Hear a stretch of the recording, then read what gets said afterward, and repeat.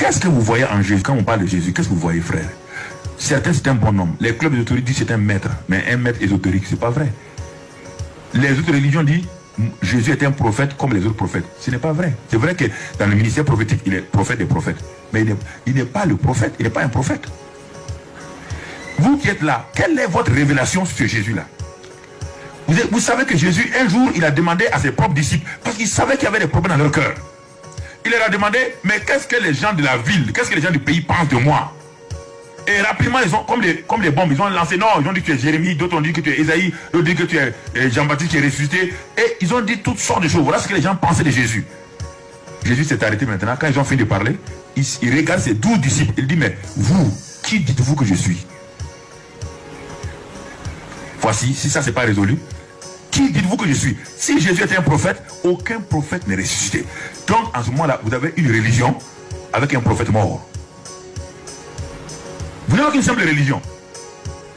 Et vous avez amené le christianisme à la dimension de religion. Le christianisme n'est pas une religion. Si le christianisme est une religion, son prophète Jésus aussi est mort. Je viens de l'islam, mon papa, je pratiquais l'islam, je connais le Coran. Si Jésus est un simple prophète, et que actuellement en Occident, vous tombez dans ce piège-là, vous voulez ramener Jésus comme vous voulez le comparer à Confucius, à Bouddha, à Mohamed, vous voulez le comparer, c'est pourquoi votre christianisme ne va pas de l'avant. Votre problème en Occident, c'est ça. Vous croyez que c'est un fils de Dieu comme ça, oui, mais en réalité, c'est pourquoi vous dites toutes les religions s'équivalent. On a le même Dieu, on n'a pas le même Dieu. On n'a pas le même Dieu. Écoutez, je vous dis ça, si vous voulez vous croire, on n'a pas le même Dieu.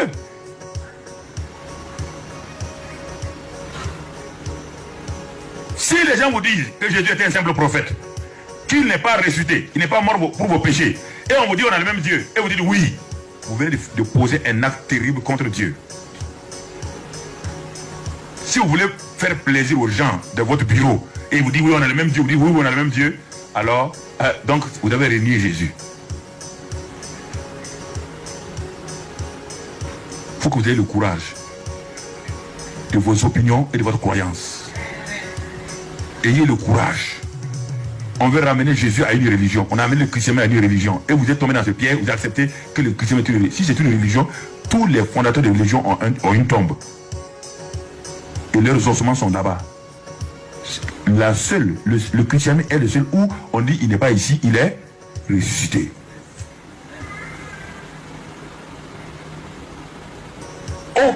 Aucun prophète n'a dit. Aucun. J'ai lu les livres de Confucius, j'ai lu les livres, tous ces livres-là. Je me suis renseigné. Pour être chrétien, je voulais être sûr que je ne suis pas en train de me tromper. Aucun n'a dit. Chacun vous a dit, après votre mort, Dieu fera ça. Après votre mort, Dieu fera ça. Mais quand je suis arrivé à Jean 14, verset 6, en tant que musulman, je me suis arrêté. Jean 14, verset 6 qui me dit que je suis le chemin, la vérité et la vie. Dans les autres livres religieux que j'ai lus, aucun prophète n'a dit cela. Personne n'a pu dire. Ils ont dit, il y a des chemins. Et encore, après la mort, voici un qui dit, je suis le chemin, la vérité et la vie. Nul ne peut aller au Père que par moi. Je me suis arrêté, j'ai dit, attention. Ou cet homme-là est un fou, ou ce qu'il dit est vrai. Je me suis arrêté et je devais prendre une décision. J'ai regardé ce verset dans ma chambre, j'ai posé, j'ai tourné le dos, je suis revenu lire encore. Non, écoutez, c'est pas de l'amusement. C'est ça qui a fait le déclic dans ma vie.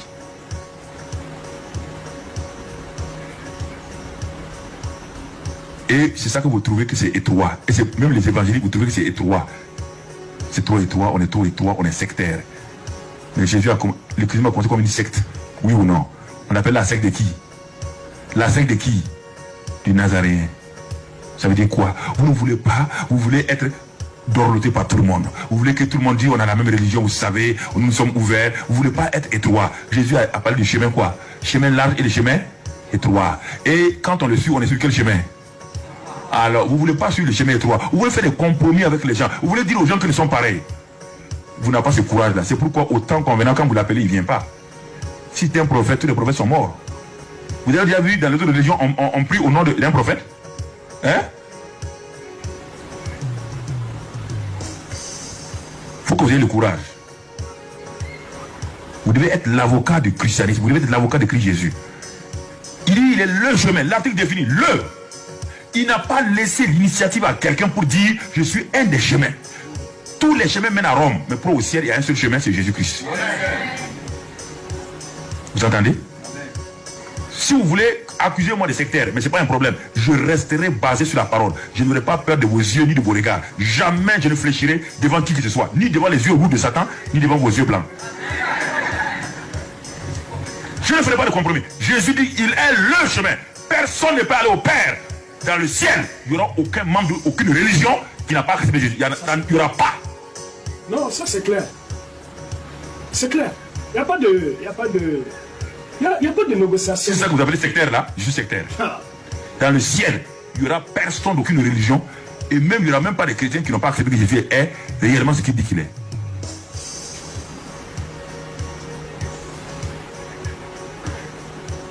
Les journaux n'ont qu'à dire ce qu'ils veulent. Ce n'est pas mon problème. Je n'ai pas peur des journalistes. C'est que je sais. Jésus dit, nul ne peut aller au Père que par moi. Et je suis la porte. Et il est la porte. Ok. C'est pourquoi Dieu ne t'honore pas quand tu as besoin de lui. Dieu honore ceux qui l'honorent. Les gens s'amusent. Voici pourquoi les disciples de Maïs ne pouvaient pas le reconnaître. Comment peux-tu reconnaître quelqu'un qui est un prophète? Le prophète est où? Dans son tombeau. Et celui qui est là n'est pas un prophète, il est ressuscité. Comment il pouvait le voir? Leurs yeux étaient fermés. Leurs yeux étaient fermés. Quand tu dis Jésus, tu es en train d'appeler qui? Le problème est là. Chaque fois que tu dis Jésus, quand tu dis Jésus là, tu es en train de parler à qui? Je ne sais pas. Quand tu l'appelles là, tu parles à qui? Réfléchis bien. Si tu parles à celui qui est la vie, et tu l'appelles et il ne te donne pas la vie, tu ne crois pas. Tu ne crois pas. Tu es en train d'appeler quelqu'un au hasard. C'est pourquoi il a dit, tous ceux qui me diront Seigneur, Seigneur, n'entreront pas. Ils ont beau m'appeler Jésus, Seigneur. Oh, ils n'entreront pas. Ce sont ceux qui ont la révélation. Je ne parle pas du paradis, hein. Non, n'entreront pas dans la manifestation de l'homme des cieux sur la terre. C'est-à-dire, ils resteront. Le grand Jean-Baptiste n'est jamais entré. Jean-Baptiste était à la porte du royaume. Et Jésus a dit, le plus petit qui est né de nouveau dans le royaume est plus grand que Jean-Baptiste. Alors que Jean-Baptiste est le plus grand des prophètes. Jean-Baptiste est plus grand que Élie, il est plus grand que Ésaïe, il est plus grand que Moïse. Alors écoutez ce que la révélation que Jésus vous donne. Si Jean-Baptiste, tous les prophètes, Jean-Baptiste est la tête de tous les prophètes d'Abraham, c'est le plus grand. Et si dans le royaume, ceux qui sont nés dans le royaume, le plus petit est plus grand que Jean-Baptiste, il est plus grand que qui?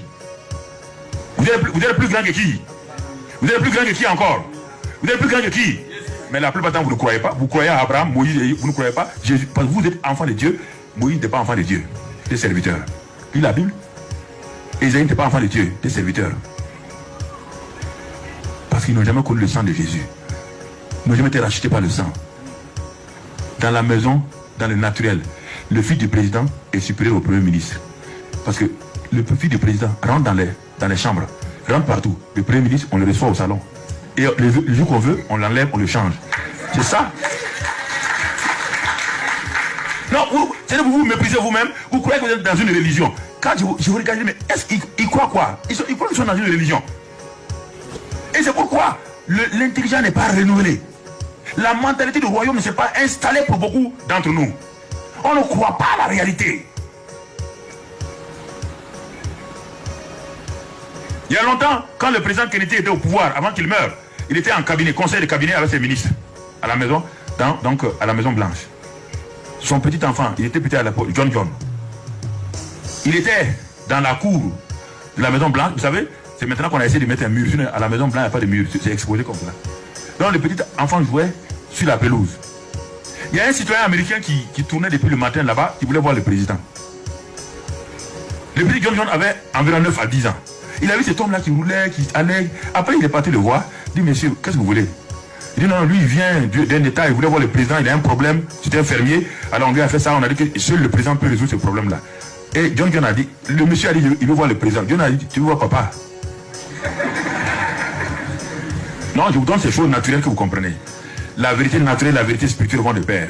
Si vous comprenez les deux vérités, vous serez affranchis. L'homme tremble, il veut voir le président. L'enfant dit, papa. Tu vois papa? Il dit oui. Il dit ah bon? L'enfant a couru. Écoutez, C'est ça dans les journaux en Amérique. L'enfant a couru, il est allé, il est rentré. Quand il a trouvé son papa avec ses ministres, il a sauté sur les pieds de son papa, il s'est assis. C'est normal, oui ou non? Est-ce que le premier ministre peut sauter sur les pieds? Non, je vais vous parler cœur à cœur. Je vais enlever les choses, les erreurs que vous avez dans votre pensée sur vous-même. Vous vous méprisez, vous pensez que vous êtes PPPP, pauvre petit pécheur. C'est ça. Quand il a sauté, il dit, papa, je vais te dire quelque chose. John Kennedy a dit à ses ministres, bon, attendez-moi 5 minutes, mon petit veut me parler. Il a renvoyé le conseil des ministres pour 5 minutes. À cause de qui? De John. Et l'enfant a dit à son papa, dit papa, il n'a pas dit monsieur le président, hein, dit papa, j'ai mon ami qui veut te voir. Il est au dehors là-bas. Il dit c'est mon ami, c'est mon ami. Le président dit ah bon, parce qu'il a demandé une audience. Et l'enfant dit papa, c'est mon ami, il veut te voir. Et papa qu'est-ce qu'il a dit? Il dit va le chercher. Il est parti, il est sorti aller prendre la main du fermier. Il est rentré, les gardes voulaient parler. Les gardes disent non, c'est mon ami, hein, je veux voir papa. Il a franchi toutes les étapes de la Maison Blanche dans le bureau ovale. Le monsieur est rentré. Quand il a posé son problème a été résolu. Où est la différence entre les fils et les serviteurs? Les ministres sont les serviteurs de l'État. Mais le fils n'est pas serviteur, il est fils du président. Les fils de Dieu et les serviteurs sont différents.